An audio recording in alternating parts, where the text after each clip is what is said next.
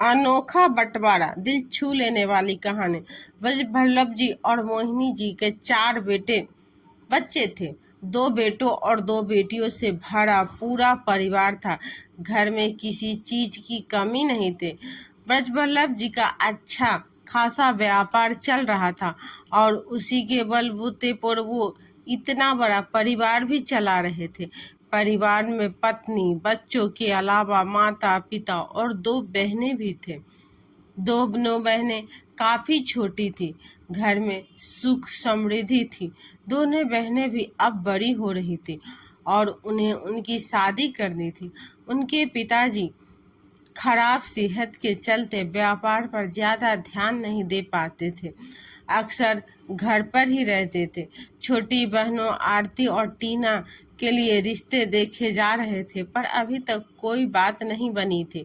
दरअसल पिताजी की तबीयत को देखते हुए दोनों अपने गांव में ही शादी करना चाहती थी, ताकि उनकी साड़ी संभाल सके।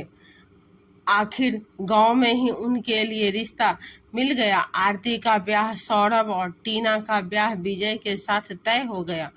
दोनों की शादी एक साथ ही करनी थी, क्योंकि पिताजी ज्यादा दिनों तक जीवित नहीं रहने वाले थे और वो अपने आंखों के सामने अपनी जिम्मेदारी पूरी करना चाहते थे। रघुनाथ जी ने पत्नी के साथ मिलकर ब्याह की सारी तैयारियां कर ली और अब ब्याह के दिन नजदीक आने पर उनके हाथ पैर फूल रहे थे। बार बार अपने पिताजी से पूछ रहे थे कि सब सही तो है, हो गया, कुछ कमी तो नहीं रही। उनके पिताजी बहुत खुश थे।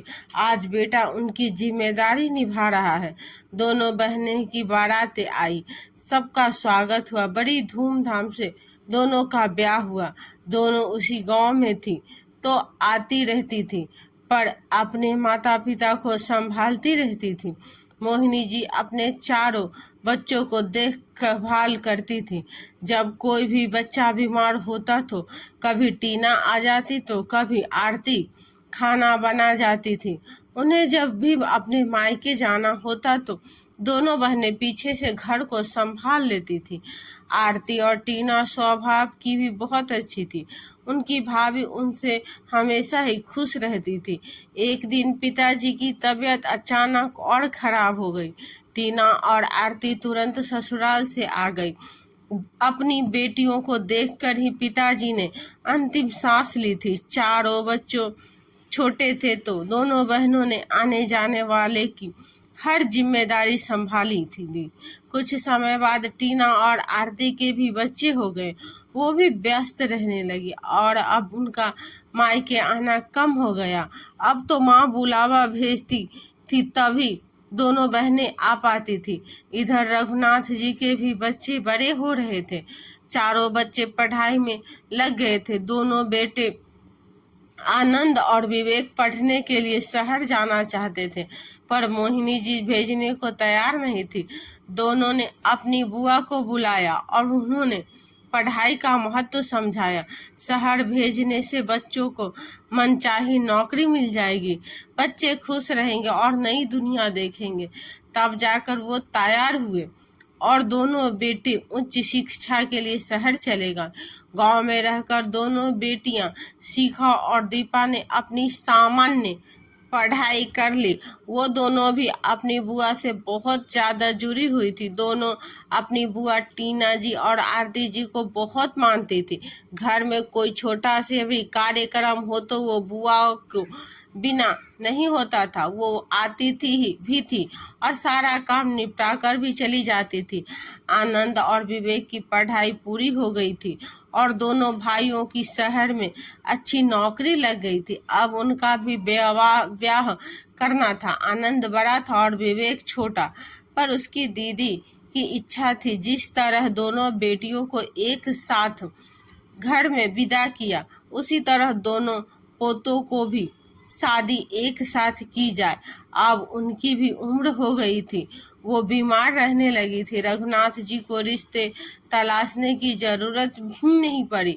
शहर में ही एक साथ पढ़ते हुए दोनों ने अपने लिए लड़की चुन रखी थी और वो भी नौकरी करती थी। आनंद की शादी छाया से और विवेक की शादी रीना से हो गई थी। दोनों अपनी पत्नियों को लेकर शहर जा रहे थे। रघुनाथ जी का रोक कर बुरा हाल होता। सोचा था दोनों बेटे हैं, दोनों बहुएं साथ रहेगी, पर दोनों ही बेटे छोड़कर जा रहे हैं। टीना जी और आरती जी ने अपनी भाभी को समझाया कि अब नौकरी है तो बच्चे जाएंगे ही। भाभी दिल छोटा मत करो, हम दोनों तुम्हारे साथ सदा बने रहेंगे। कुछ समय बाद वल्लभ जी माँ ने बिस्तर पकड़ लिया। वो उन्हें लेकर बार बार शहर के अस्पताल के चक्कर लग रहे थे। दोनों बहनें बराबर अपने भाई का साथ दे रही थी। सुख या दुख उसमें हाजिर खड़ी रहती थी। ऐसे में हर पिता को बेटों का सहारा चाहिए होता है, पर शहर में रहे बेटे के पास गांव के घर की दुख तकलीफों के लिए समय नहीं था। उन्होंने कई बार कहा कि वो उन्हें अपने शहर बुला ले और अपनी दादी को वहां रखकर उनका इलाज करवा ले, पर दोनों ने हामी नहीं भरी। शिखा और दीपा खुद भी नौकरी करती थी, तो वो नहीं चाहती थी कि ससुराल वाले उनके यहाँ आकर डेरा डाले। ब्रजवल्लभ जी और मोहिनी जी की बहुत दुख हुआ, पर उन्होंने मन को समझा लिया। भाभी, आप चिंता क्यों करती हो, मैं हूं ना, आपका हर कदम पर साथ दूंगी। माँ जल्दी ही अच्छा हो जाएगी, टीना जी बोलती है। हाँ भाभी, हम दोनों के होते हुए आप किसी तरह की फिक्र नहीं करो। आरती जी ने भी भरोसा दिलाया। सबको सेवा की और उचित इलाज के बावजूद उनकी मां को बचाया नहीं जा सका। आनंद और विवेक दोनों पत्नियों के साथ आए, पर बस मेहमान बनकर रहे। घर का सारा काम टीना जी, आरती जी और शिखा और दीपा ने संभाला। 12 दिन बहुए तो लैपटॉप में ही काम करती रहे और 13वीं होते ही दोनों वापस शहर चले गए। इसके कुछ समय बाद शीला की सगाई हो गई और उनकी शादी हो गई। शादी के समय भी बेटे बहू मेहमान की तरह आए और चले गए, जबकि दोनों बुआओं ने घर का बाहर का लेन देन का आवाभगत का हर तरह का काम निपटाया था। दोनों को सांस लेने की फुर्सत नहीं मिली थी। अब दोनों थकने भी लगी थी, उम्र भी हो गई थी। शिखा पर भी अपनी बुआओं का असर था और ससुराल वाले भी अच्छे मिले थे। जब भी मोहिनी जी की तबीयत खराब होती तो वो दौड़कर चली आती और अपना फर्ज निभाती थी। दीपा की भी पढ़ाई पूरी हो गई थी, अब उसकी शादी के लिए लड़का देखना था। ब्रजवल्लभ जी ने दोनों बेटों से कहा तो उन्होंने साफ इनकार कर दिया। पिताजी, हमें हमारी नौकरी से ही समय नहीं मिलता है तो लड़का क्या ढूंढेंगे। वैसे भी दीपा आपकी जिम्मेदारी है, हमारी नहीं। ब्याह होगा तो बता देना, हम आ जाएंगे। बेटों के मुंह से इतनी कड़वी बातें सुनकर वो हैरान थे, पर बेटों से कुछ कह नहीं सकते थे। लगातार व्यापार और घर बाहर की जिम्मेदारी संभालते हुए वो अब थकने लगे थे। पहले की तरह अब उनसे काम नहीं होता था। इतना लंबा चौड़ा व्यापार था। अब दीपा घर के काम में अपने पिता की मदद करने लगी और बहुत जल्दी उसने बहुत कुछ संभाल लिया। दीपा को काम करते देख ब्रजवल्लभ जी और मोहिनी जी को गर्व होता था कि जो काम बेटों का था वो बेटी कर रही है। वो जब शादी की बातें करते तो वो कहती थी, पिताजी कर देना, इतनी जल्दी क्या है। ब्रजवल्लभ जी हंसने लगते थे और एक रात वो अच्छे भले सोए थे, पर सुबह उठे ही नहीं। घर में तामातम पसर गया और दोनों बेटे भी आ गए। दाह संस्कार के साथ बाकी सारे भी काम हो गए। अगले दिन वकील बाबू भी आ गए।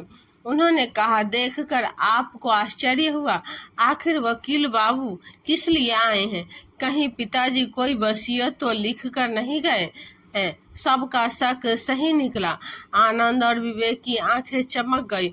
आखिर पिता की जायदाद के असली वारिस तो बेटे ही होते हैं। छाया और टीना के चेहरे पर भी खुशी की लहर थी। वकील बाबू ने वसीयत पढ़ना शुरू की।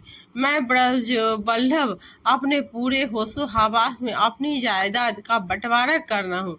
मेरे बाद मेरी जायदाद की पहली वारिस मेरी पत्नी मोहिनी होगी। वो मेरे द्वारा किए गए बंटवारे से कोई बदलाव नहीं करेगी, क्योंकि ये बंटवारा हम दोनों ने मिलकर किया है। मौत का कुछ पता नहीं, वो कभी आ भी सकता है। इसीलिए मैं अपनी जायदाद के 4 हिस्से कर रहा हूँ। ओहो, तो पिताजी ने अपनी जायदाद बहनों में भी बांट कर चले गए। दोनों बेटों ने मन ही मन सोचा। वकील बाबू आगे पढ़ रहे थे। मेरी पत्नी मोहिनी के जाने के बाद पहला हिस्सा मेरी बहन आरती को मिलेगा, दूसरा हिस्सा टीना का, तीसरा हिस्सा शिखा का और चौथा हिस्सा दीपा का होगा। ये सुनते ही आनंद और विवेक के पैरों तले जमीन सरक गई। पिताजी ऐसे कैसे कर सकते हैं? जायदाद तो बेटों को मिलती है। तभी फिर से आवाज गूंजती है। मेरी दोनों बहनों ने मेरे हर सुख और दुख में सहारा दिया है। उन्होंने मन में से अपने माता पिता की बहुत सेवा की है। ये जायदाद मुझे अपने पिताजी से मिली है, तो मेरी बहनों का भी इसमें हिस्सा बनता है। दोनों बहनों ने घर के प्रति अपनी हर जिम्मेदारी निभाई है। उन्होंने बीमारी, दुख, तकलीफों में कभी मुंह नहीं मोड़ा। घर की बेटी होने का पूरा फर्ज निभाया, तो उन्हें उनका हक भी मिलना चाहिए। टीना और आरती इस घर का मजबूत आधार स्तंभ बनकर रही है। मैं टीना और आरती को उनका हक दे रहा हूँ। मेरी बेटी शिखा भी अपनी बुआ की तरह है। उसने शादी के बाद भी मायके के प्रति अपने सारे फर्ज निभाए हैं, तो उसका भी बराबर का हक बनता है। मेरी बेटी दीपा ने उस समय मेरा साथ दिया जब मैं व्यापार से थकने लगा था। मुझे सहारे की जरूरत थी। उसने मेरे साथ दिन रात मेहनत की और कब आगे भी व्यापार वो भी संभालेगी। मुझे पूरा विश्वास है कि टीना, आरती, शिखा तीनों मिलकर किसी अच्छे घर में दीपा का ब्याह करवा ही देगी। मैं अपने दोनों बेटों को अपनी जायदाद से बेदखल करता हूँ, क्योंकि मेरे बेटों ने कभी दुख में मेरा साथ नहीं दिया। जब भी मैंने उनसे मदद मांगी, किसी काम के लिए कहा, तो दोनों ने इनकार कर दिया। जिसने जिम्मेदारी नहीं ली तो उसे हक भी नहीं मिलेगा। जो फर्ज बेटों का होता है वो फर्ज मेरी बहनों और बेटियों ने निभाया है, तो जायदाद की असली वारिस ये चारों ही होंगे। मुझे कहने की और चिंता करने की ज़रूरत नहीं है, क्योंकि मुझे पूरा भरोसा है मेरी बहनें और मेरी बेटियां मेरी पत्नी की अच्छे से देखभाल करेगी। उसे किसी चीज़ की कमी महसूस नहीं होने देगी। ब्रजवल्लभ जी की वसीयत सुनकर दोनों बेटों के होश उड़ गए। वो अपनी माँ के पास जाकर बोले, माँ, पिताजी तो हमारे साथ में अन्याय करके चले गए। ये तो गलत है। मोहिनी जी ने अपने आंसू पोंछे और कहा, तुम्हारे पिताजी ने कोई अन्याय नहीं किया।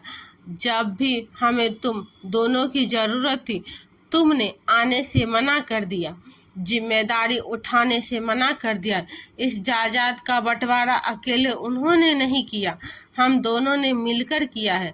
तेरी बुआ और बहनें हमेशा मेरे साथ खड़ी रही, जो कि पराए घर जा चुकी थी। पर तुम दोनों तो अपने होकर भी पराए हो गए थे। जिन्होंने जिम्मेदारी निभाई है, अधिकार भी तो उसका ही रहेगा। कहीं कुछ गलत नहीं है, कहीं कोई अन्याय नहीं हुआ है। मुझे तुम दोनों की जरूरत नहीं है। इनके जो भी काम उन्हें करने होंगे मेरी बेटियां कर लेगी। तुम दोनों सही कहती हो। पिताजी की जायदाद के बेटे ही वारिस होते हैं, क्योंकि वो पिता का हर काम में हाथ बटाते हैं। पिता की जिम्मेदारी को अपनी जिम्मेदारी समझते हैं। जब ये ही काम बहन बेटियां करे तो वो भी वारिस ही हो सकती है। आनंद और विवेक के चेहरे उतर गए, क्योंकि उनका माँ कुछ गलत नहीं कह रही थी। पूरा गांव इस अनोखे बंटवारे की चर्चा कर रहा था। दोस्तों, आपको इस छोटी सी कहानी के बारे में क्या राय है, हमें कमेंट करके बताएं और अपनी कहानी ज़रूर बताएं।